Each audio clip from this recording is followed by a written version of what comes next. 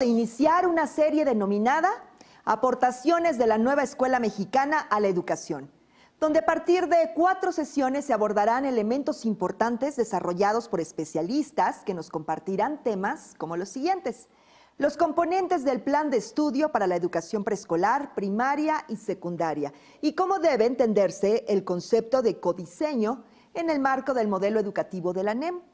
Asimismo, se presentarán cuáles son las premisas pedagógicas y principios éticos contemplados en la NEM, así como los fundamentos que explican la propuesta curricular del modelo educativo mexicano y cómo puede ser su apropiación. También atenderemos lo que deben tomar en cuenta y hacer las maestras y los maestros para identificarse como agentes transformadores del cambio educativo y consumar su autonomía profesional, así como para garantizar los derechos humanos, en particular lo que se refiere a igualdad sustantiva en la educación dentro del marco de la NEM. Finalmente, conoceremos algunas metodologías para desarrollar proyectos educativos que se proponen para mejorar los procesos de aprendizaje en la educación básica, los beneficios que tiene el desarrollo de proyectos educativos en el aprendizaje de niñas, niños y adolescentes, en el involucramiento de las familias y en la recuperación de problemáticas propias de los diferentes contextos. Este ciclo de conferencias es presentado por la Secretaría de Educación Pública a través de la Dirección General Aprende MX y la colaboración con la Dirección General de Formación Continua a docentes y directivos de la Unidad de Promoción de Equidad y Excelencia Educativa. También les recordamos que estamos transmitiendo de forma simultánea en nuestras redes sociales. El día de hoy comenzamos esta serie, la serie de webinars, con el tema Plan de estudio y codiseño de programas. La Nueva Escuela Mexicana reconoce que la educación es un asunto de interés público, por lo que el currículo de la educación básica debe comprender los intereses nacionales en su conjunto, que incorporen la diversidad de intereses, contextos, saberes y, por supuesto, experiencias locales. En este marco, el plan de estudio implica situar los procesos formativos en los que aprenden las y los estudiantes y el papel del cuerpo docente en el codiseño de programas para cumplir este objetivo. Bueno, y con la finalidad de profundizar en estos temas, tengo el gusto de presentar el día de hoy a la doctora Rosa María Torres Hernández. Antes de saludarla, acompáñenme a conocer su trayectoria. Rosa María Torres Hernández, doctora en Pedagogía por la Universidad Nacional Autónoma de México. De enero 2019 a la fecha es rectora de la Universidad Pedagógica Nacional, designada como coordinadora de la Comisión Plan de Acción de Igualdad de Género por parte del Consejo Nacional para la Coordinación de la Educación Superior. Actualmente es secretaria técnica de la Red Educativa Universitaria de Conocimiento y Acción Regional. Su trabajo de investigación está centrado en la formación docente y la educación. También colabora en el impulso de nuevas políticas y programas educativos en el ámbito nacional e internacional, desde nivel básico hasta educación superior. Cuenta con una producción editorial sobre educación básica, profesión docente y educación de las artes. A nombre de la Dirección General Aprende MX, le damos la más cordial bienvenida a este espacio, doctora Torres Hernández. Y antes de darle la palabra, le comento a nuestro auditorio que la conferencia de la doctora fue pregrabada por motivos de agenda. Sin embargo, contaremos con su presencia en vivo durante el espacio de preguntas y respuestas. Bueno, pues entonces las y los invitamos a enviar sus dudas y comentarios para que ella pueda responderlos más tarde. Y bueno, pues nuevamente agradezco su participación, doctora Rosa María Torres Hernández, y la escuchamos atentas y atentos. Adelante, por favor. Maestras y maestros, es un agrado estar con ustedes en esta reunión. Me dirijo a ustedes para compartir algunos elementos y comentarios acerca de planes y programas de estudio. Espero que sea de su interés. Bueno, una cuestión muy importante es de dónde se desprenden los elementos clave de este plan de estudios. Un elemento central es sin duda el derecho a la educación. El derecho a la educación reconoce a las niñas, niños y adolescentes como sujetos activos de su propia educación, como sujetos dinámicos en el trabajo de su propia educación. En este sentido, son reconocidos como sujetos de derecho fuera y dentro del espacio escolar, que pueden ejercer con su capacidad e interpretar e incidir en la transformación del mundo que les rodea. En su condición de sujetos de la educación, los estudiantes son capaces de conocerse a ellos mismos y ejercer el derecho al conocimiento, al saber y a todo aquello que puede ser trabajo de conocimiento de la historia del conocimiento científico, humanístico y de todo orden. En este sentido, para poder también lograr el derecho a la educación, hay necesidad de hacer una valoración del trabajo docente y de su autonomía profesional. Este elemento es central porque los maestros hacen una gran tarea, ustedes hacen una gran tarea en la educación preescolar, primaria y secundaria. Es decir, tienen la posibilidad de hacer un trabajo de emancipación y transformación de la realidad desde los procesos educativos. Sus saberes y sus experiencias contribuyen para el trabajo del currículum, pero desde una autonomía que les permite resignificar los contenidos, establecer formas metodológicas y trabajar con sus estudiantes desde la experiencia y desde el trabajo que ustedes conocen desde hace muchos años como profesionales de educación. Se trata también de que para garantizar el derecho a la educación hay un currículum integrado a partir de ejes articuladores, campos formativos y fases de aprendizaje que tocaré más adelante para que ustedes puedan ver por dónde ha sido estructurado este nuevo plan de estudio. Un elemento fundamental es el diálogo con las familias. Las familias fueron integradas en la pandemia y no queremos que se vayan de la escuela. ¿Por qué? Porque ahora lo han hecho, no digo que todas, no digo que en todas partes, lo han hecho desde el punto de vista de interés cognitivo. No solamente para las actividades sustantivas, que también es importante, como colaborar con arreglar la escuela, ir a las juntas específicas del grado en el que están sus hijos o sus hijas, pero también ahora lo han hecho para trabajar y entender de qué se trata el proceso de conocimiento en el que han estado sus hijas y sus hijos. Se trata, pues, de una transformación. No es simplemente un cambio, es una transformación que prioriza el interés superior de las niñas y los niños y los jóvenes en todos los momentos de los procesos educativos como sujetos de la educación. También reconoce, y reitero, a los maestros como agentes fundamentales de ese proceso educativo y, por tanto, reconoce en ellos una contribución transformadora y emancipadora que les permite ser sujetos de cambio social. El currículum nacional es visto en esta transformación desde la diversidad, es la unidad desde la diversidad. La Secretaría de Educación Pública asume la parte que corresponde a esto de lo común, pero al mismo tiempo hace de esto de lo común a partir de la diversidad. El plan de estudios, por lo tanto, no puede ser impuesto. Lo que es el plan de estudios es una propuesta que convoca a todos y todas ustedes para que puedan sentirse y reconocerse en ese discurso del plan de estudio, en esa formalización que concreta la experiencia de muchos años de ustedes. Se trata entonces de no imponer un plan de estudios, sino de llamarlos y convocarlos a algo que denominamos el codiseño. ¿Por qué? ¿Por qué trabajar de esta manera? ¿Por qué ir por este camino? Porque la nueva escuela mexicana tiene como principio la dignidad humana y el derecho a la educación. Todos somos sujetos de derecho y por lo tanto debemos respetarnos entre nosotros y debemos asentar la importancia que tiene la dignidad humana nosotros como seres humanos, y por eso se dice que este plan de estudios es un plan de estudios que resalta el humanismo. Pero también de lo que se trata en la nueva escuela mexicana y por lo tanto en el plan de estudios es del bienestar y el buen trato, es decir, implica que debemos reconocernos a cada uno en nuestro derecho, pero también en nuestro bien. Somos parte de una sociedad que tiene un sentido posible de comunidad y por lo tanto debemos asentarnos en esta idea de bienestar para todos y todas. En este sentido, los maestros cumplen un papel fundamental en esta nueva escuela mexicana y además son parte de ese reconocimiento de la diversidad. Cada uno y cada una de ustedes son parte de lo diverso, de todo aquello que nos reconoce y nos destaca como sociedad mexicana.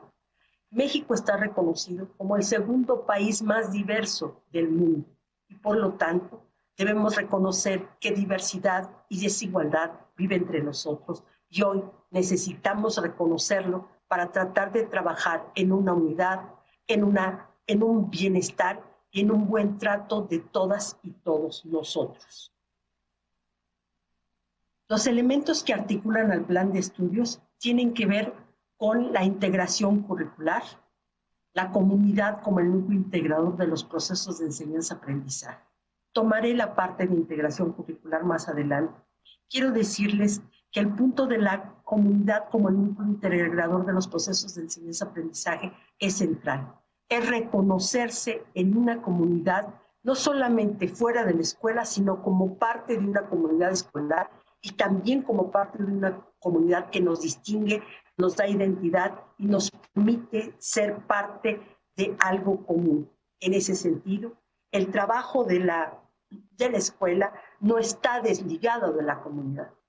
La escuela es parte de la comunidad y por tanto el trabajo que se espera de maestras y maestros es también una articulación con todos aquellos elementos de eso que llamamos el entorno, pero que es un entorno cultural, es un entorno social, es un entorno de relaciones entre todos que permita hacer una articulación entre la escuela y la comunidad. También estamos hablando de la autonomía profesional del magisterio. La autonomía profesional del magisterio es un elemento fundamental para el trabajo. Es la posibilidad de que los maestros logren esa gran tarea que es la enseñanza, pero con el reconocimiento de que son profesionales. Los profesores, las profesoras, son profesionales de la educación y por lo tanto han sido formados, tienen experiencia y han tenido un largo trayecto para hacer y poder decidir sobre muchas cosas que pasan dentro de la escuela y con la comunidad para poder trabajar el aprendizaje de sus estudiantes en la escuela. Tenemos también que poner acento en las relaciones pedagógicas. Durante mucho tiempo, las relaciones pedagógicas no fueron el centro de la escuela. Es un contrasentido, pero así fue. Muchas de las cosas que se establecieron dentro de la escuela no tenían elementos particulares de la relación pedagógica. Las relaciones pedagógicas son múltiples y se pueden hacer de muchas maneras. Una de ellas, sin duda, es la relación que el maestro tiene con sus estudiantes, pero también la incorporación de las familias al trabajo que se puede realizar con los estudiantes, con sus hijos, con sus hijas, y de esa manera crear una dinámica de relaciones mucho más complejas con integrantes de la comunidad también que van a la escuela y que enriquecen los puntos de trabajo que se pueden llevar a cabo con cada una de las niñas, niños y adolescentes. Esta parte de la relación pedagógica, de este vínculo pedagógico que es fundamental, que se da en esta relación entre el profesor, el estudiante, los contenidos, pero también, insisto, la comunidad, las familias y otros elementos clave que están alrededor de todo lo que significa la escuela. Por eso es que el plan de estudios ve al desarrollo de los sujetos, de los niños, las niñas y los adolescentes, unido al aprendizaje. No ve al desarrollo por una parte y al aprendizaje por otra. Fundamentalmente, lo que sucede con el desarrollo y con el aprendizaje no es natural, es social. Y por lo tanto, la escuela se responsabiliza en gran sentido de ese trabajo. No todos los estudiantes se desarrollan, disculpen, déjenme regresar, se desarrollan de la misma manera y al mismo tiempo. Lo que estamos intentando aquí hacer es entender que el aprendizaje es un proceso histórico y social y que como proceso histórico y social demanda ciertas condiciones y características, pero que ese aprendizaje no está separado del desarrollo de cada uno de los sujetos como individuos, que tiene también que ver con las condiciones sociales, la diversidad cultural y los lugares y territorios donde esos sujetos viven. En ese sentido, las situaciones de aprendizaje y de enseñanza serán solamente efectivas cuando la interacción entre los contenidos y el proyecto personal de cada uno de los estudiantes tenga sentido. Es decir, cuando hayan logrado un vínculo entre lo que les presenta la escuela, lo que pone a la mesa en la escuela, en lo que le pretende dar sentido la escuela para estos niños y niñas, pero también en lo que es parte de la vida de cada uno de esos niños y niñas para poder hacer un sentido conjunto y que el trabajo que se desarrolla tenga verdaderamente un aprendizaje de carácter significativo y dialógico. Se prioriza, por lo tanto, el desarrollo de los estudiantes en actividades con otras personas diversas, no solamente con ustedes, profesoras y profesores, sino también con los padres de familia, con los tutores, con las madres de familia, con los personajes de la comunidad, con los abuelos, con los tíos, con los hermanos, con todos aquellos que sean fuentes de conocimiento.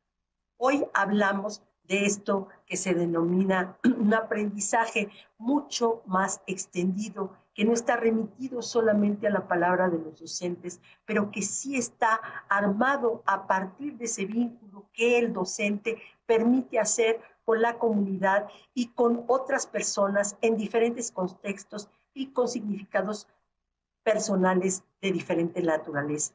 Por eso esas fuentes de conocimiento no son solo fuentes de conocimiento específica, sino que además son fuentes de identidad, porque cada uno de ellos permite reconocerse en la alteridad. Es justamente porque existen nosotros que vamos reconociéndonos paulatinamente también a nosotros.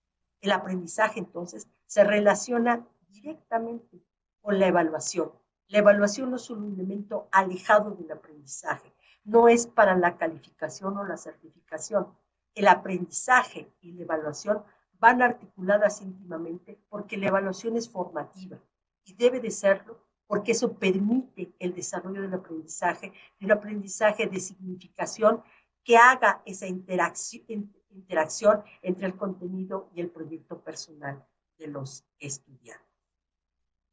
Es así que llegamos a hacer un trabajo que articula de una manera particular la estructura curricular. El perfil de egreso, y aquí me quiero detener en una parte fundamental. El perfil de egreso lo que refleja concretamente son las capacidades humanas. No es solamente un perfil de egreso que establezca las habilidades y conocimientos que deben tener las y los estudiantes. Es un perfil de egreso que pone el acento en aquellas capacidades humanas, aquello que nos hace verdaderamente humanos, eso que nos permite vivir en una sociedad democrática y que nos permite a su vez ser ciudadanos. Por eso es que el perfil de egreso señala cosas como reconocerse como ciudadanos, vivir y reconocer el valor de la diversidad, valorar su potencial cognitivas y físicas y emocionales, porque no hay condición humana sin emociones, sin cuerpo y sin cognición. Desarrollar una forma de pensar propia que es fundamental y trabajar y percibirse a sí mismos como parte de la naturaleza, porque sí es verdad que somos humanos, pero si entendemos que el perfil lo que recupera son las capacidades humanas, entendemos que la capacidad humana se establece en tanto nosotros somos parte también de la naturaleza y hacemos parte de ella. Es decir, el cuidado del mundo, el cuidado de la naturaleza es fundamental para nosotros como humanos porque como especie también podemos correr el riesgo de desaparición como lo puede tener cualquier otra especie. Tenemos que hacernos cargo de eso porque es parte de lo que nos hace la humanidad, que nos hace ser parte de la humanidad. En este sentido, también ahí está tácitamente establecido que reconocemos el derecho de los animales como reconocemos el derecho de los humanos. Solamente estoy dando algunas pinceladas del perfil de egreso que ustedes en el documento del plan de estudios pueden revisar con más calma. Este perfil de egreso se vincula claramente y se relaciona de manera directa, es decir, estas capacidades humanas se reafirman en los ejes articuladores en el eje de inclusión, pensamiento crítico, interculturalidad crítica, igualdad de género, vida saludable, apropiación de las culturas a través de la lectura y la escritura, las artes y las experiencias estéticas.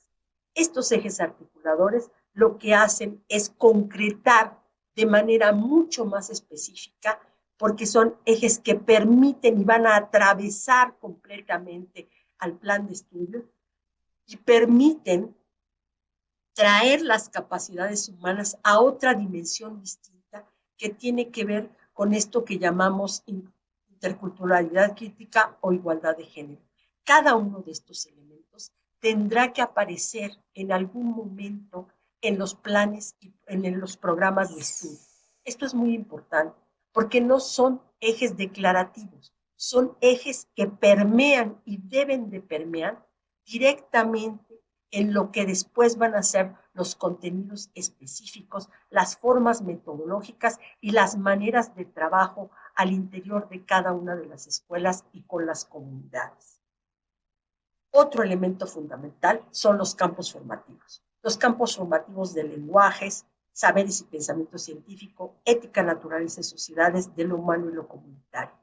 Estos ejes son básicos. Voy a detenerme en algunos de ellos. El caso de lenguajes. Lenguajes articula la lengua española, la lengua materna, fundamentalmente también la lengua de señas mexicana, la lengua extranjera y también las artes como lenguaje. Quiere decir que en los campos están integrados los conocimientos y los saberes que se han estructurado a lo largo de la historia de la humanidad y por eso son tan importantes estos campos formativos. En saberes y pensamiento científico tenemos sin duda las matemáticas y las ciencias naturales fundamentalmente. La ética, la naturaleza y las sociedades, ahí consideramos algunos elementos de la filosofía, de la ética, por supuesto, de las ciencias naturales, pero vistas también desde una mirada que tiene que ver con el medio ambiente, con esta idea de la naturaleza, con esta idea de conservación y de sustentabilidad. También la idea de sociedad, algunos elementos básicos de geografía, elementos fundamentales que tienen que ver con todo aquello que tiene que ver con el mundo social que nos rodea. De lo humano y de lo comunitario es un campo que articula desde aspectos antropológicos, trabajo con el cuerpo desde la educación física, las nuevas tecnologías, elementos claves que van a dar sentido a esto que se considera lo humano y que nos hace habitar en lo común como seres humanos que somos. Estos campos, estos ejes, este perfil, se van armando alrededor de fases y grados.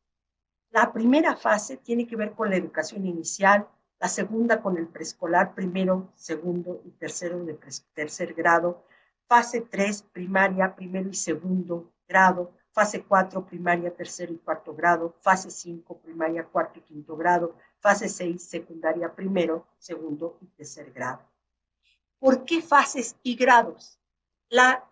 Todo lo que hemos articulado en el campo del currículum natural, ¿no?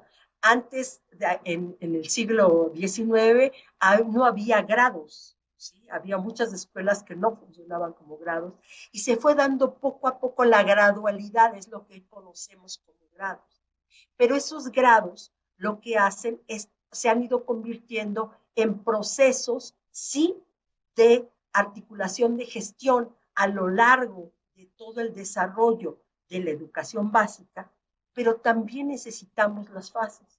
Dirán ustedes, ¿por qué necesitamos las fases? Las necesitamos fundamentalmente porque las fases lo que están marcando es que hay un tiempo más largo que la gradualización para poder desarrollar, hacer el desarrollo particular de cada uno, porque no todos van a llegar al mismo tiempo en el proceso de su desarrollo. y al mismo tiempo no todos pueden aprender de la misma manera y llegar al mismo tiempo, pero sí que tendrán un tiempo más largo, pero también de profundidad para poder establecer cómo se aprende y de qué manera cada uno va aprendiendo con la ayuda de los otros.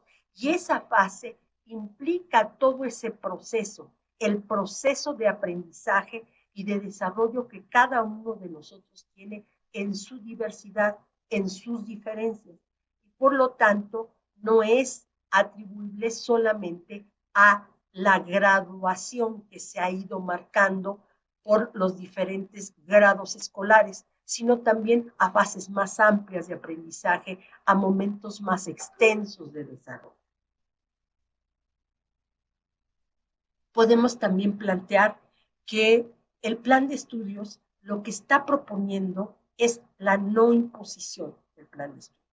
Es como cada uno de ustedes se apropia de ese plan de estudios, lo hace suyo y por lo tanto lo resignifica en el día a día de la escuela. Por eso, el plan de estudios propone nuevas claves de relación en su concepción y hace un proceso, propone un proceso de construcción participativa. Es decir, el plan de estudios es un punto de arranque, pero no es un modelo a seguir paso a paso. Es un trabajo de construcción que se debe seguir en todas las escuelas, en todas las aulas y en todas las comunidades que existen en México. En ese sentido, el codiseño lo que plantea es atender el carácter regional, local y contextual, situacional de los procesos de enseñanza-aprendizaje en donde se ubican niños, niñas y adolescentes, pero también profesoras y profesores. Es decir, no es lo mismo trabajar un determinado contenido en la sierra que en el desierto, que en el trabajo territorial cultural más complejo, de acuerdo a las costumbres y actividades que se llevan en ese lugar. En ese sentido, el codiseño contempla entonces que el colectivo docente de cada escuela delibere, construya, plantee, reflexione sobre los contenidos y las metodologías que serán necesarias para realizar lo que nosotros denominamos los programas analíticos. Lo que ustedes recibirán son los programas sintéticos, pero esos programas sintéticos solamente son una pauta para ir trabajando los contenidos y los procesos de aprendizaje a lo largo del grado y la fase. Pero ustedes serán los responsables de hacer los programas analíticos que les permitirán territorializar, especificar, contextualizar, hacerse cargo de la realidad en la que ustedes están viviendo para desarrollar el programa que a ustedes más convenga. Fomentar la participación activa de niños y niñas y adolescentes es fundamental. La construcción, el codiseño, no es solamente la participación de los docentes, es también preguntarles a los estudiantes cuáles son sus necesidades, cuáles son sus expectativas, qué tipo de dinámicas son las que les interesan, qué tipo de temas son los que les producen mayor interés, pero también que les producen mayores posibilidades de saber.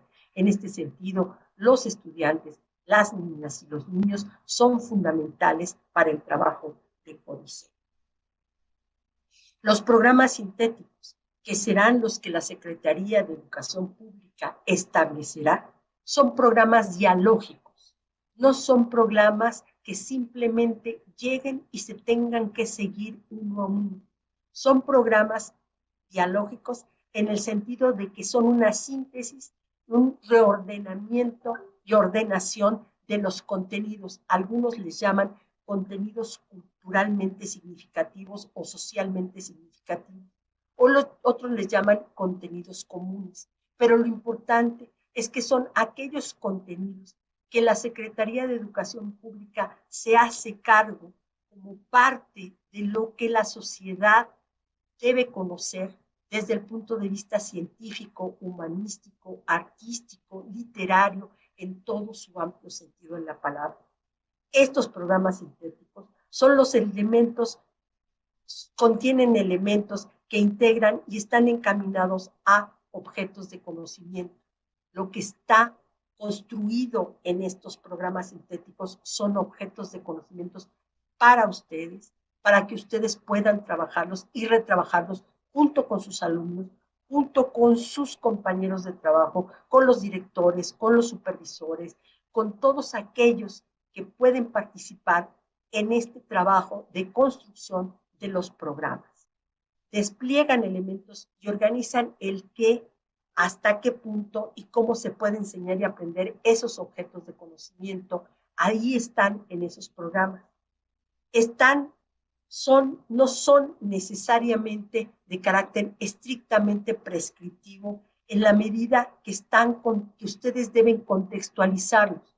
Un mismo programa no será de la misma manera. Ya se han dado muchos ejemplos sobre esto, pero yo quiero reiterar alguno. Si ustedes no hacen unas preguntas generadoras y a partir de esas preguntas generadoras ustedes establecen su programa analítico, esas preguntas generadoras tendrán que ver con el contexto en el cual ustedes se desarrollan, el tipo de preguntas que los niños tienen, el tipo de expectativas que los niños tienen, pero también el tipo de comunidad en la cual ustedes viven. La territorialización en ese sentido no es solamente de carácter geográfico, sino cultural en su más amplio sentido de la palabra. Es ahí en la cultura donde cada uno de ustedes puede encontrar temas sustantivos que sean clave para desarrollar el aprendizaje de las niñas y los niños. Esta contextualización, esta importante relación que se establezca entre los contenidos de los programas sintéticos y el contexto, son lo que podrán estructurar el trabajo como un proceso de construcción constante y cotidiano en las aulas, en la escuela y con la comunidad. Los programas analíticos, que son parte del codiseño, son una estrategia para la contextualización. Es una adecuación que cada uno de ustedes puede hacer como colectivo, porque esta parte sí es muy importante. Los docentes no existen en realidad en su individualidad. En la escuela lo que existe, lo que existimos, es un colectivo que nos permite tener un diálogo en el cual trabajamos y realizamos una convivencia y una colaboración que nos permite trabajar los programas sintéticos para ir desarrollando poco a poco nuestro programa analítico. El inicio del codiseño es sin duda el programa analítico. Es la toma de conciencia de que tenemos un espacio entre muchos otros que puede ser el Consejo Técnico Escolar para trabajar en colectivo, donde se analicen los programas sintéticos, donde se vean las características de aprendizaje que tienen nuestras niñas y nuestros niños. También el interés que esos niños y esas niñas tienen sobre determinados temas concretos, que puede ser la tierra, las aves, el agua, la violencia, la alimentación, o sea, todos aquellos temas que sean fundamentales para el trabajo, pero también el trabajo de articulación entre los contenidos que están en los programas sintéticos, los temas que puedan ser de interés de niños, niñas y adolescentes, y además los libros de texto que también serán fuente de información o aquellos elementos que las familias consideren pertinente que también se tienen que incluir como temas fundamentales en la escuela. El inicio del codiseño es en realidad a partir de los programas analíticos, de seleccionar un problema que pueda ser un problema de interés para todos y todas y sobre el cual se trabajen los contenidos que vienen en los programas sintéticos. Plantear de manera clara ese problema y abordarlo, ya sea por proyecto, ya sea por la enseñanza por problemas, ya sea por enseñanzas globalizadoras. Cada una de estas cosas son para ustedes fundamentales y muchos de ustedes ya tienen experiencia con este tipo de trabajo. Pero si no la tuvieran incluso, creo que el colectivo puede ayudar a entender qué significa todo esto de seleccionar un problema y tratar de trabajarlo a partir de proyectos. Para eso tendrán el apoyo de los libros de texto, pero también tendrán el apoyo de algunos de los documentos que fueron enviados para el primer Consejo Técnico de este 28 de octubre. el codiseño del programa escolar, establece las actividades a realizar, los materiales que ustedes seleccionen para ese trabajo, algunas maneras de evaluación formativa y las formas de integración de los diferentes campos, sin descuidar un elemento que es central, los ejes. No todos los ejes tienen que aparecer a lo largo de todo el trabajo de un proyecto, pero sí que siempre tiene que aparecer alguno de los ejes, porque los ejes, insisto, son lo que dan sustantividad a las capacidades humanas.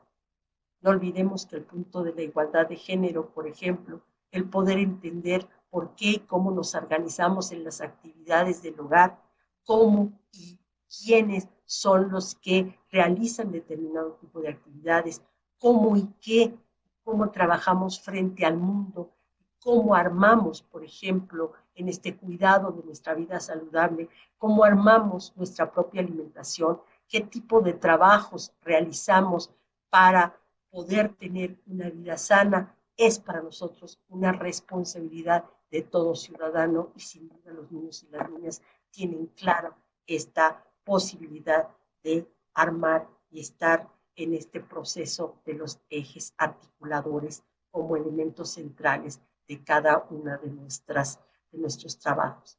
Yo quisiera dejarlo aquí, me parece que hemos dado algunos elementos de este trabajo y solamente quisiera invitarlos, no solo a escuchar estas palabras mías que finalmente simplemente sirven para trabajar con ustedes, sino pues conmigo algunas preguntas para que podamos seguir dialogando y poder dar algunos otros ejemplos. Muchas gracias. Excelente conferencia, doctora Rosa María. La audiencia que hoy nos acompaña ha mostrado mucho interés en el tema y si me permite voy a leer algunas preguntas, también algunos de los comentarios que ya nos hicieron llegar. Muchísimas gracias a todas y todos. Y aquí, doctora, tengo de Francisco Guzmán. ¿Cómo está, doctora? Qué gusto saludarla. Hola. Bienvenida. Felicidades. Una conferencia por demás importante, necesaria y aquí está demostrado en las preguntas y en los comentarios. Dice Francisco Guzmán, la autonomía magisterial nos permite hacer el consejo técnico de manera comunitaria, es decir, reunir a los 3 niveles de educación básica a fin de tomar una misma temática comunitaria. ¿Qué nos diría, doctora? A ver. Yo creo que para aquellos que es factible, creo que sería recomendable que un consejo técnico acudiera a los diferentes niveles, ¿sí? O sea, yo creo que eso sería lo ideal. ¿Qué es lo que va a pasar en realidad? Y ustedes lo saben mejor que yo, porque ustedes han vivido todos los diferentes procesos que han tenido que sortear a lo largo de muchos años. Lo que va a pasar es que hay momentos de transición y diferencias muy claras. O sea, hay algunos que van a poder rápidamente trabajar de esa manera como lo están planteando Francisco Guzmán y otros que no. Otros que van a tener que hacer primero del Consejo Técnico un espacio verdaderamente colectivo de trabajo donde se empiecen a plantear y a replantear las contextualizaciones, lo que ustedes después, algunos lo han trabajado más como planeación didáctica, todo eso va a tener sus ritmos diferentes para cada consejo técnico. Ahora, ¿es recomendable que hubiera un trabajo más comunitario? Sí, yo creo que sí. Creo que es la oportunidad que tiene también el consejo técnico de abrirse al conjunto de lo que llamamos la comunidad, que en realidad también está dentro de la escuela. O sea, la escuela también tiene a la comunidad ahí y creo que hay que compartir. Y muchas escuelas multigrado, muchas escuelas comunitarias, muchas escuelas incluso generales lo han hecho este tipo de trabajo. Lo que se está proponiendo ahora es que sea un trabajo sistemático que permita que todos ustedes vayan armándolo como lo han hecho en muchas ocasiones. Ahora, no todos lo han hecho y no para todos es recomendable armarlo desde un principio. Creo que ustedes tienen ese, insisto, ese pulso que es necesario de cómo está su condición de su escuela y de su comunidad para poder ir incorporando poco a poco estos procesos. Sí creo que el consejo técnico es un espacio para abrirse a lo comunitario y para trabajar de manera distinta. Eso sí estoy convencida de ello y creo que por eso se dice que la comunidad es un núcleo del currículum, precisamente por eso, porque cada uno lo irá trabajando como núcleo de manera distinta, no podrá ser igual. Y creo que esto es lo que también llamamos la unidad en la diversidad. No todas las escuelas son iguales, no todos tienen la misma relación con la comunidad. Es más, en algunos casos la relación con la comunidad está poco perdida o distanciada, lo cual no quiere decir que no se pueda recuperar y que no se pueda volver a armar. Lo que quiere decir es que hay que hacer un trabajo de más tiempo, con más dedicación, con más cosas más específicas que cada escuela tiene que hacer. Incluso ustedes saben perfectamente bien que hay diferencias hasta por turnos, ¿no? O sea, puede haber que el turno matutino tenga un distanciamiento más a nivel comunitario y por diferentes razones, por una historia de manera distinta, el grupo de la tarde, el grupo de maestros de la tarde y de estudiantes de la tarde tienen una relación mucho más armada con la comunidad. Ahí parece mentira, es la misma escuela, incluso a veces hasta puede ser que sean personal común, ¿no? Como en las escuelas de tiempo completo, y sin embargo no es lo mismo para los que están en un turno que los que están en otro. Creo que ahí sí hay que tener consideraciones muy particulares para saber cada uno por dónde ir y hasta dónde ir trabajando, pero lo ideal, por supuesto, sería eso. Muchas gracias. Gracias por esta respuesta. Doctora, dice Patricia Flores, ¿cuál es la diferencia entre la planeación didáctica y el codiseño? Sí, primero, gracias a Francisco, no le di las gracias por su pregunta, gracias a Patricia Flores. Me dirigiré a Patricia, pero evidentemente que me estoy dirigiendo a todas y todos ustedes. Hay un asunto de diferencia. Ustedes han hecho planeación didáctica de diferentes maneras a lo largo de la historia de su profesión, sin duda, y desde antes de que fueran maestros frente a grupo en su formación inicial, cuando hicieron sus prácticas, cuando fueron acompañados por otro maestro. Pero aquí hay un detalle que me parece que es fundamental y que sí quisiera señalar.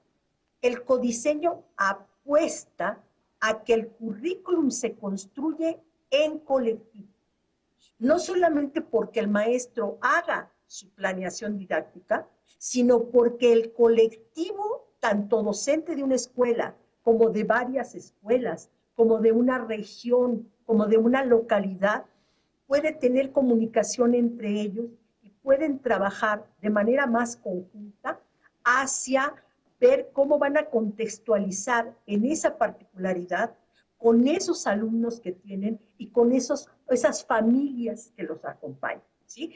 Y eso es distinto, porque ahí la idea de currículum, ustedes saben perfectamente, no se los tengo que decir yo, la idea de currículum tiene que ver fundamentalmente con dos dimensiones. Una que es el nivel de la intención, donde están los planes, los programas, los materiales, pero otra con lo que es la realidad práctica, el todos los días de las aulas, el trabajo que se tiene cotidianamente. En ese trabajo cotidiano, hay una apuesta por parte de la propuesta, que yo la mencionaré como una propuesta de carácter simbólico, que es el plan de estudio, y también los programas, que es, la apuesta es a que están en construcción, que hay algo que todavía no está totalmente armado, y no porque no se pudiera armar, porque, o sea, sugerencias didácticas podemos dar muchísimas, pero cada uno de ustedes conoce la particularidad de sus estudiantes, conoce su contexto y sabe cómo ir articulando eso. A eso es a lo que sí le llamamos codiseño, al trabajo que se hace a partir de la propuesta curricular para terminar de construirla como parte del currículum y armar una propuesta particular que tiene que ver con la condición específica en la que ustedes están trabajando. De tal manera que lo que están viviendo los estudiantes sea incorporado al trabajo cotidiano de los docentes, de tal manera que lo que ustedes saben, sus saberes también entren en juego, pero los saberes de la comunidad también. Claro, estamos perfectamente claros que hay unos contenidos que la Secretaría de Educación Pública establece y a los cuales no renuncia. No puede renunciar por una razón, porque selecciona aquellos contenidos culturalmente importantes o socialmente significativos. Aquellos que creen que todos los mexicanos por derecho tienen que tener y tienen que tener acceso a él. Pero luego también en el currículum, tal como ustedes lo ven, se dice es un currículum deliberativo. Es un currículum donde estamos deliberando todas las cosas y estamos planteándonos, ¿qué es esto del saber científico? ¿Qué es esto del saber artístico? ¿Cómo se juega el saber artístico para los intereses de los niños y las niñas? ¿Sí? Luego los niños y las niñas quieren hablar sobre la violencia que existe en la sociedad. Y ese asunto, aunque venga referido en los programas, habrá que contextualizarlo en cada lugar dependiendo de cómo se esté manifestando o crean los estudiantes que se está manifestando en esa localidad en específico. Y habrá que poner esa deliberación una y otra vez en actividades, en materiales, en trabajo específico del cual ustedes saben mucho y tienen muchas referencias. En ese sentido, aunque ustedes hayan hecho planeación didáctica, que la han hecho, ustedes lo que hacen es retomar de alguna manera de ciertas orientaciones y colocarlas de una manera, y por supuesto que han tomado en cuenta las necesidades de los niños, y por supuesto que han hecho diagnóstico, y por supuesto que toman en cuenta cuál es la situación del entorno. Pero aquí de lo que estamos hablando es de un asunto muy interesante. Ver el contexto no solo como lo que nos rodea, sino ver al contexto exactamente como parte del texto que nosotros queremos trabajar en el plano didáctico. Es decir, incorporar todos los elementos que son parte de la vida cotidiana de ese lugar, que hacen parte de los saberes y que además tienen relación y hacen preguntas o plantean problemas al respecto de la realidad que podemos llamar para el programa. Entonces, ¿cómo enlazamos eso? ¿Sí? Con los diferentes planteamientos que hace el programa sintético. Ese es el punto fundamental. No verlo como algo que está alrededor de, sino que está inmerso en, es decir, está inmerso en el proceso propio de aprendizaje de niños y niñas. No es que haya algo que esté afuera y algo que esté adentro, sino algo que está completamente interrelacionado. Las formas como en la familia se reparten los roles específicos para, por ejemplo, hacer la comida, es una cosa que está al interior del contenido específico que se trabaja en la escuela. Y ahí es donde llamamos lo curricular, porque es un asunto de fondo. No es solamente hacer una planeación, digamos, retomando algunos elementos, sino poner también sobre la mesa, dicen algunos autores, ¿no?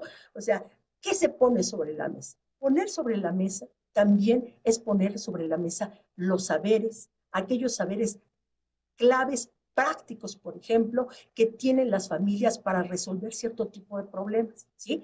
Y cómo los saberes científicos, el conocimiento científico aporta también elementos para comprender eso, ¿no? Problemáticas como, por ejemplo, insisto, la violencia o como, por ejemplo, puede ser el juego, la recreación, el derecho que todos tenemos al ocio, ¿no? Y que puede ser muy importante, o por qué podemos producir determinado tipo de ritos y de fiestas ceremoniales en nuestra comunidad y son particulares y qué tiene que ver con otras fiestas ceremoniales que se hacen en el mundo. Eso tiene que ver con un proceso curricular, ¿sí? No solamente es cómo diseño mi plan. Y además porque hay una cuestión del currículum deliberativo y del currículum que trata de armar una lógica de praxis, ¿no? No solamente de cómo hacer las cosas, sino cómo pensar las cosas y cómo rearmar las posibilidades de verlas. O sea, muchos lugares desde donde ir viendo, donde ir encuadrando lo que vamos haciendo. Entonces, a eso es a lo que le llamamos currículum. Le llamamos currículum a esta posibilidad realmente de pensar, ¿no? De pensar el conocimiento, de pensar las formas de relación, de establecer los mecanismos. Y por eso es que la planeación didáctica es una parte, pero no es necesariamente la parte del codiseño. La parte del codiseño implica una coacción entre los colectivos docentes, una una escucha de los estudiantes y un trabajo directo también con las familias. E invitar también a la comunidad, a los miembros de la comunidad, a que formen parte del aprendizaje, que se den cuenta que ellos son fuentes de conocimiento, que esa persona que toca a lo mejor la guitarra o que compone determinado tipo de coplas, es muy importante que vaya a la escuela porque es una fuente de conocimiento de alta riqueza cultural. Y entonces eso es a lo que le llamamos el codiseño, algo que se hace entre muchos y se hace desde la interacción de muchos para poder comprender, pero sobre todo para poder plantearse y, digamos, dialogar acerca de lo que está pasando en el aprendizaje con niños y niñas. En ese sentido, es de alguna manera poner en el centro el punto de la importancia que tienen los niños y las niñas. Es como si todos, incluidos ellos, se hicieran cargo del aprendizaje de estos niños y niñas. Cada uno se hace cargo desde donde puede, desde donde tiene su propia historia, pero no solo el maestro, sino todos nos hacemos cargo. No es que el maestro de primer grado se haga cargo del primer grado, incluso en la secundaria, que sé que es tan difícil, porque es muy, muy difícil, porque pues muchos de los maestros tienen que andar de una escuela a otra y tienen que ir trabajando porque necesitan hacerlo así, porque tienen necesidades específicas. Pero también es cierto que hay posibilidades de hacer diálogos entre los maestros y empezar a pensar cómo los que pertenecen a un mismo campo formativo pueden trabajar de mejor manera de conjunto para poder hacer este trabajo dentro de lo que es el codiseño. Es decir, todos colaborar para una construcción del currículo. Ese es el punto. Y no solamente el maestro y los alumnos, no la directora, no el maestro, sino también la comunidad, los niños, ¿sí? Los padres de familia, las madres de familia, ¿sí? Todos aquellos, los hermanos, los tíos, ¿no? Y en eso ustedes tienen experiencia. Han hecho que los padres de familia, por ejemplo, se apunten para ir y leerles a los niños, ¿no? Cada semana alguno de ellos va y les lee a los niños. O que haya algún padre de familia que vaya y cuente, o madre de familia, cuente cómo está su trabajo, en qué trabaja, por qué trabaja en eso, o qué dificultades tiene en el trabajo. Me parece que esto es sustantivo, porque ahí es donde empieza la construcción, digamos, una especie, lo voy a decir yo así, una especie como de rizoma, ¿no? Una especie como de raíz más gruesa que se va engrosando poco a poco, y no solamente la perspectiva del maestro, sino cómo cada quien va aportando diferentes elementos para ir construyendo el currículum, entonces todos pueden ir armando una densidad que va a ser lo importante de esa experiencia. Y esa experiencia, además, va a ser muy útil también para el sistema educativo nacional. O sea, porque yo creo que no se trata solamente de estar en mi localidad, sino que algo de todo eso va a tener que ser después pensado por el sistema para decir, sí, hay cosas que se tienen que trabajar y que se van a poder trabajar de la mejor manera y que no son como se habían venido trabajando hasta ahora. Creo que ese es el aprendizaje que el sistema va a tener que tener a partir de ustedes como maestras y maestros. Gracias, gracias, doctora. Comentarios, Lourdes Patricia Victoria Cumul comenta, señalamientos verdaderamente importantes, muchas gracias. Héctor Rodríguez Agustín, la diversidad es uno de los aspectos más importantes del desarrollo integral del individuo, implica reconocer como inicio que todos somos diferentes y no imponer una estandarización, ese es otro comentario.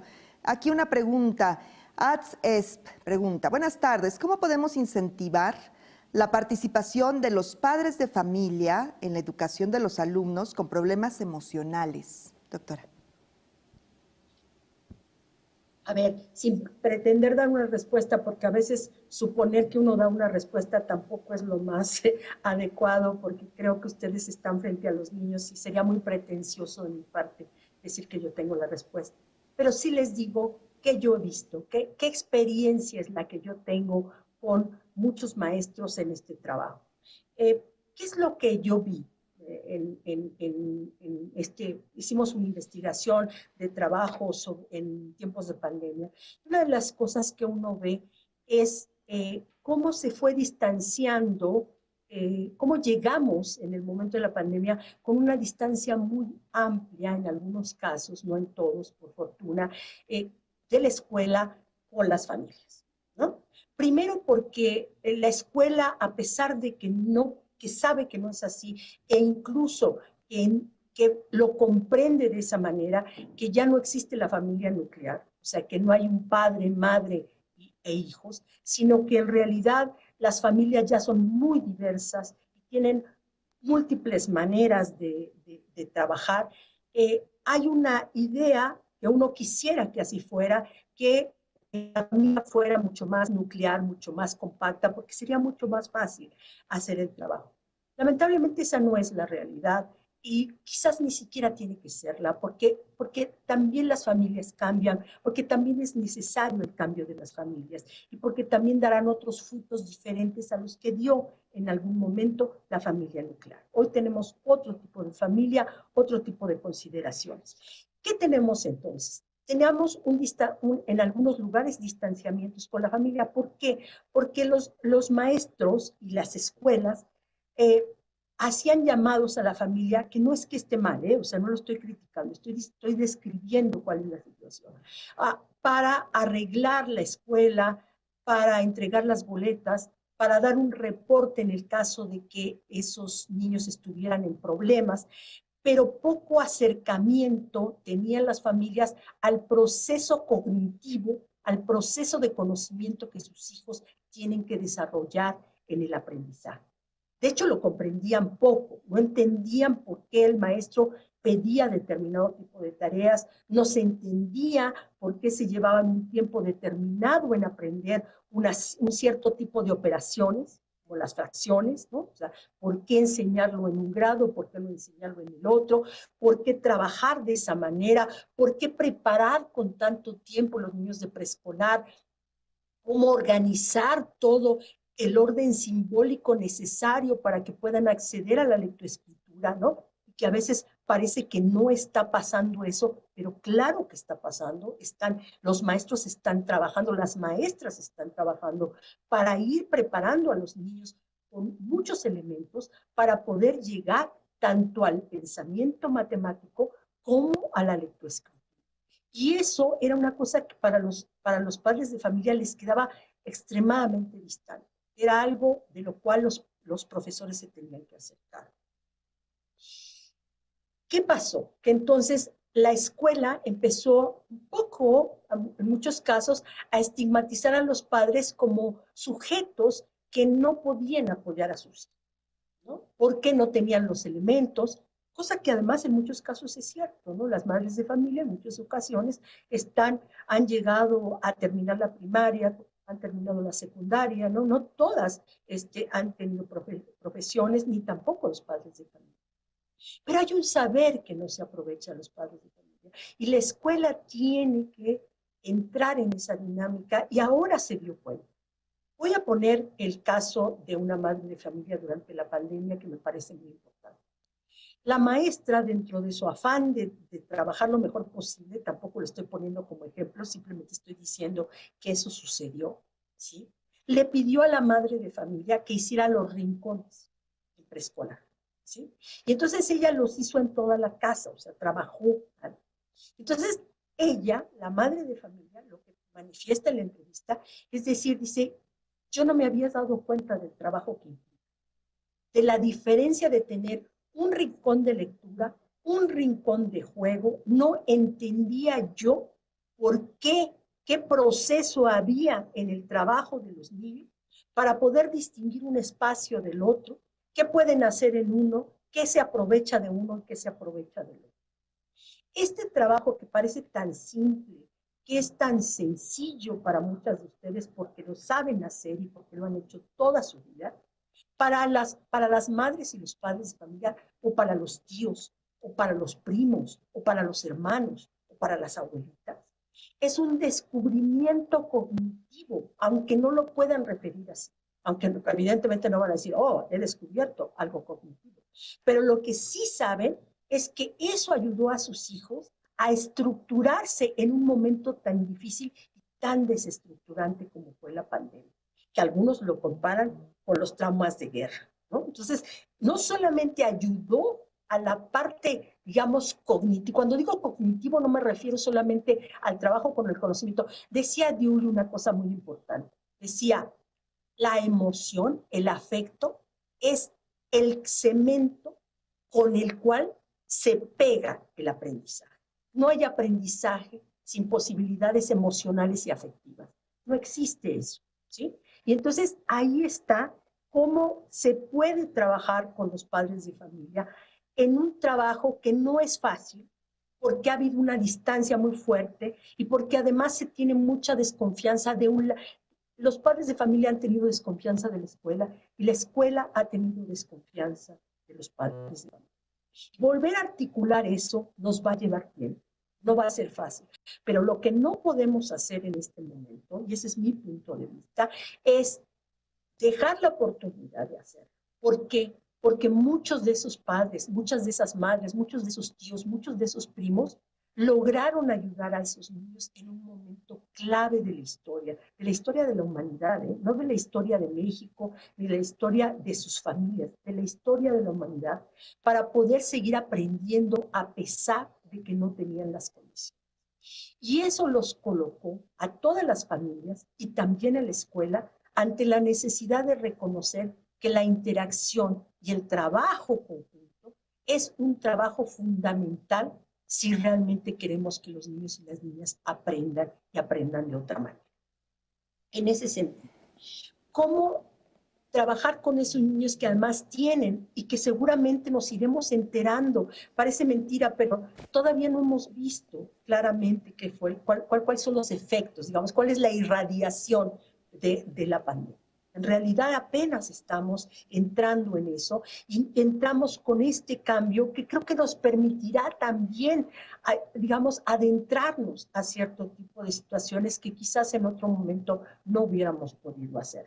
Entonces, ¿cómo, desde mi punto de vista, hay que convocar a las familias, pero no convocarlas? A lo mejor al principio hay que hacerlo para ciertas tareas y seguirlo haciendo porque la escuela los necesita para eso.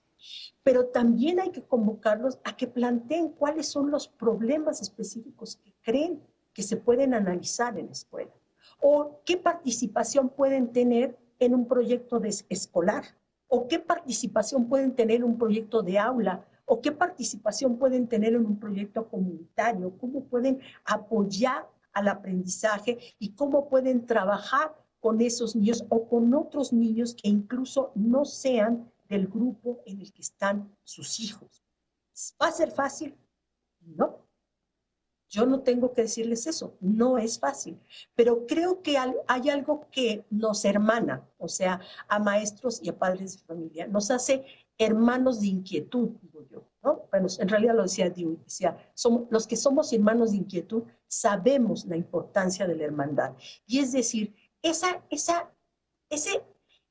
inquietud que tenemos es nuestra preocupación por esos niños, es entender que esos niños tienen derecho a ser sujetos escuchados, a ser sujetos activos, a poder aprender todo lo que ellos quieran aprender, ¿no? Entonces, en ese sentido, estos chicos que están pasando por situaciones complicadas, porque hay muchos que están pasando por situaciones complicadas, pueden ser acercados y por eso los ejes, yo voy a mencionar esto, los ejes articuladores son claves. No basta trabajar con los campos. Hay que trabajar con los ejes articuladores para subsumirlos en el campo formativo, de tal suerte que, por ejemplo, artes y experiencias estéticas es fundamental para trabajar esto con las familias.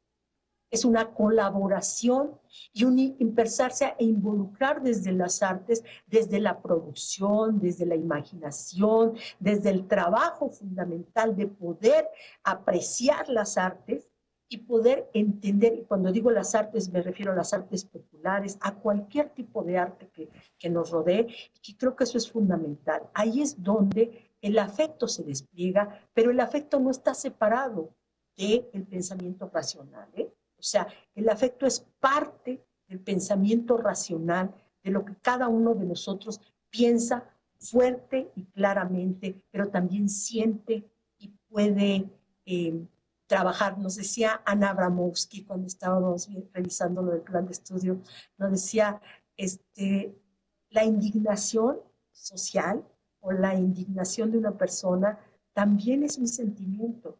Y no tiene que ser, no es un mal sentimiento, es simplemente un sentimiento social a veces ante las injusticias. Y eso también es importante, ¿no? Ante la violencia también.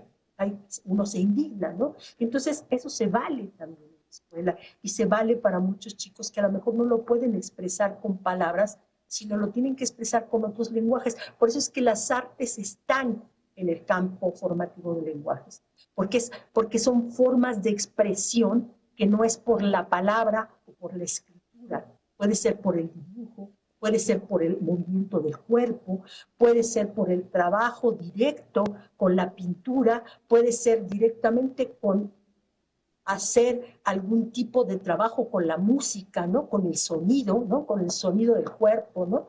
Que uno va trabajando y va entendiendo qué es lo que quiere expresar, que a lo mejor no lo puede expresar con palabras.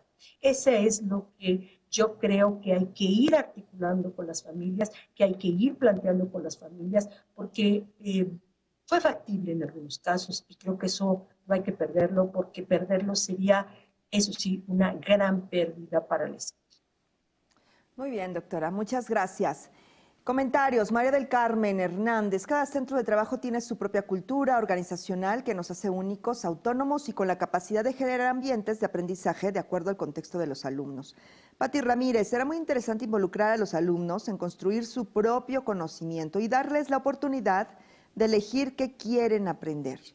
Esta pregunta es de Margar. ¿Existen documentos que apoyen el conocimiento para la puesta en práctica de las estrategias para el trabajo en la parte analítica? Sí, está el trabajo muy conocido de didáctica y currículum de Ángel Díaz Barriga, donde habla del programa analítico y el programa sintético.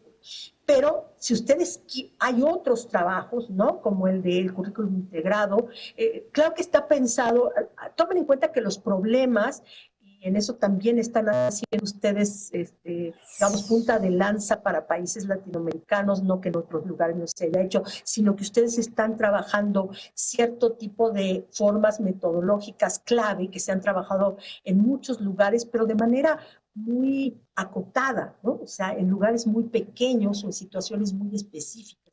Aquí estamos hablando del sistema educativo nacional y de todos los niveles de la educación básica. Estamos hablando de algo realmente fuerte, complejo, pero muy esperanzador para el tipo de trabajo. Le voy a poner yo como ejemplo, yo colaboré en algún tiempo con una escuela, con escuelas de tipo activa y siempre pensaba, a mí me encantaría que todos los niños pudieran trabajar de esta manera.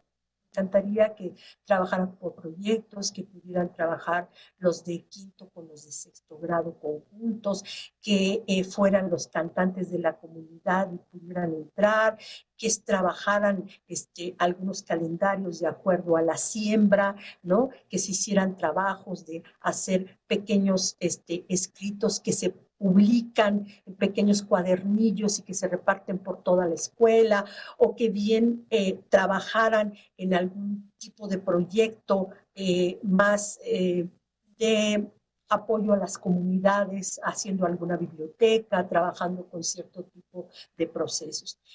Creo que esta es una oportunidad y pueden tenerlo ustedes en el trabajo de Jorge Torres, en el trabajo de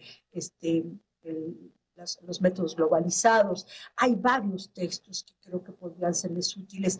Creo que no está por demás que Formación Continua pues mande un listado, digamos, de trabajos, pero también los tienen en el plan de estudios. En el plan de estudios están referidos todos estos documentos en los cuales se basó y también para hacer los programas. Claro que esto tiene una especificidad. Son referentes, pero no son una copia fiel de ese trabajo, porque lo que sí es cierto es que también, como alguien lo dijo ahora comentando, no recuerdo su nombre, discúlpeme, cada escuela crea una cultura y rearma las posibilidades de lo que se está planteando. Yo creo que esto es muy importante y creo que también esto le da un nuevo sentido a lo que es la educación desde la escolaridad, ¿no?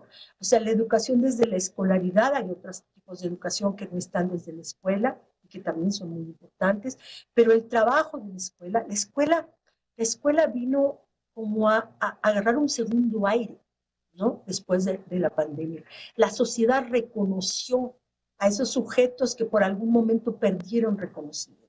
Se dio cuenta de la importancia social y cultural que tenían los agentes educativos, que son los maestros. Son agentes culturales clave para la sociedad. Entonces, ese reconocimiento, ese plano importante como transmisores de la cultura, como elementos centrales para las nuevas generaciones, como los que dan, ¿no?, todo su tiempo y todo su esfuerzo profesional, que son profesionales de pe a pa, porque lo son, ¿no? Que están dispuestos a hacer un trabajo fundamental para estas nuevas generaciones, de alguna u otra manera, eh, lo que están haciendo es colocar a la escuela de manera distinta, trabajarlo de manera distinta. Y eso creo que tiene que ver con esto de qué documentos pueden apoyarlos a ustedes. Se me ocurren estos, pero les pongo otro que tal vez Caminoli, que es una autora que trabaja fundamentalmente, que es esto de la didáctica, la importancia de los diferentes enfoques didácticos que se pueden promover, la idea de que no hay un solo método didáctico, sino que hay un cúmulo de posibilidades y que además ese cúmulo de posibilidades se tiene que ir articulando de acuerdo a la trayectoria que van teniendo los contenidos, las diferentes disciplinas, cómo hay sugerencias problematizadoras diferentes dependiendo de la región, la territorialización, que es fundamental, ¿no? Que no es solamente el lugar geográfico, sino que es la importancia de lo cultural puesto al servicio de todos nosotros, puestos ahí ante nosotros, ¿no? Este diseño de actividades didácticas que es el programa analítico, pero que también son elementos que van reconstruyendo al objeto de aprendizaje, que lo van poniendo de otra manera, que lo van trabajando de otra forma, ¿no? De tal manera que a lo mejor en algún lugar, como es en todos los lugares que ustedes tienen, se les ocurrirá trabajar de una determinada manera, por ejemplo, por decir algo, ¿no? Esto que viene en ética, naturaleza y sociedades. En ética y naturaleza y sociedades viene un apartado que dice: los seres humanos somos animales, pertenecemos a la naturaleza. No es que seamos dueños de la naturaleza, es que somos parte de la naturaleza, pero nuestra humanidad, nuestro carácter de humanos, nos coloca ante la posibilidad de cuidar a la naturaleza, de poder cuidar este mundo, así como también de destruir. Y en ese sentido, esa es nuestra responsabilidad como parte de la naturaleza. La humanidad tiene esa responsabilidad y eso es lo que está en el programa sintético. Pero ¿cómo cada quien, cómo cada uno de ustedes va a hablar, por ejemplo, de si se pueden tener mascotas en los condominios, ¿no? O si no, o si los padres no están de acuerdo con que se tengan mascotas? ¿O cómo se va a hablar de que en las grandes ciudades ya se está pensando en el derecho que tienen los animales, mientras que en el campo se trabajan otras situaciones absolutamente distintas? ¿O cómo es que se vive en convivencia con los animales en un lugar y cómo se vive en otro totalmente distinto? Ese es un asunto que es la contextualización y es el trabajo de los programas analíticos. ¿Qué actividad se va a desarrollar ahí? Depende mucho de cómo va a ser el manejo de estos contenidos significativos socialmente, pero que son diferentes para cada cultura y que se tienen que ir problematizando de manera distinta y se tienen que ir trabajando de forma diferente, de acuerdo al nivel, de acuerdo a la fase, de acuerdo a la escuela, de acuerdo al grado, de acuerdo al turno. Es decir, esta diversidad que es una riqueza, que es lo que nos permite reconocernos en esto que es ser ciudadanos mexicanos y al mismo tiempo mantener nuestras diferencias como algo básico para la escuela y para el aprendizaje. Porque el punto aquí es que los niños pueden reconocer en todo ese universo fuentes de conocimiento que les permiten ir apropiándose de la manera más, digamos, lúdica, placentera, de buen trabajo, ¿no? De buena acción, dirían algunos, ¿no? O diría Freire, ¿no? O sea, por eso es la transformación, porque es educar para transformar, ¿no? O sea, por eso, porque se puede ser transformador, creando preguntas generadoras, creando periódicos murales, creando, como decía Freinet, algún periodiquito que nos permita transmitir cierto tipo de ideas, entender lo que piensa el otro. Ese es digamos, el gran elemento. Freinet, por ejemplo, habrá que leer, habrá que volverlo a leer, ¿no? O la pedagogía como esperanza de Freire, que parece que no está diciendo algo didáctico, pero claro que lo está diciendo. Claro que está diciendo algo didáctico en el momento que dice las preguntas, ¿de dónde surge la pregunta generadora? No es una metodología en sentido estricto, es una gran concepción de lo cultural y de la escucha del otro, de saber por qué el otro plantea esa pregunta que yo no puedo plantear porque pertenezco a otro ámbito distinto, ¿no? Entonces, creo que yo creo que la parte teórica es muy importante. Algunos consideran que es más importante la parte práctica. Yo digo que no existe práctica sin teoría ni teoría sin práctica y que hay que acercarse. Y yo conozco a muchos maestros que justamente lo que hacen es acercarse muy fuertemente a los asuntos teóricos para poder tensar a la práctica, ver a dónde y cómo pueden ir relacionando una cosa con la otra. Creo que valdrá la pena, si ustedes me lo permiten, yo lo voy a hablar con la gente de formación continua para hacer una lista que insisto que ya está mucho de ello en el propio plan de estudios. Gracias, Marta. Muchísimas gracias, doctora. Muchas gracias, doctora Rosa María, por la información tan importante que nos ha compartido. Muchas gracias. Seguramente la comunidad educativa que hoy nos acompaña tiene mayor claridad sobre los componentes del plan de estudio, así como el proceso para llevar a cabo el codiseño desde la nueva escuela mexicana. Agradecemos a todas y todos por su participación y recuerden, les invitamos a seguir el próximo webinar, Fundamentos de la NEM, que se llevará a cabo el jueves 17 de noviembre en este mismo horario. No se lo pierdan. También les mencionamos que el grupo de docentes Aprende MX está a disposición de las maestras y maestros que deseen integrarse a este grupo, con el fin de conocer innovaciones educativas que contribuyan a su desempeño, el desarrollo de sus habilidades digitales y el intercambio de experiencias para la construcción de una comunidad educativa que responda asertivamente a los retos que implica la docencia.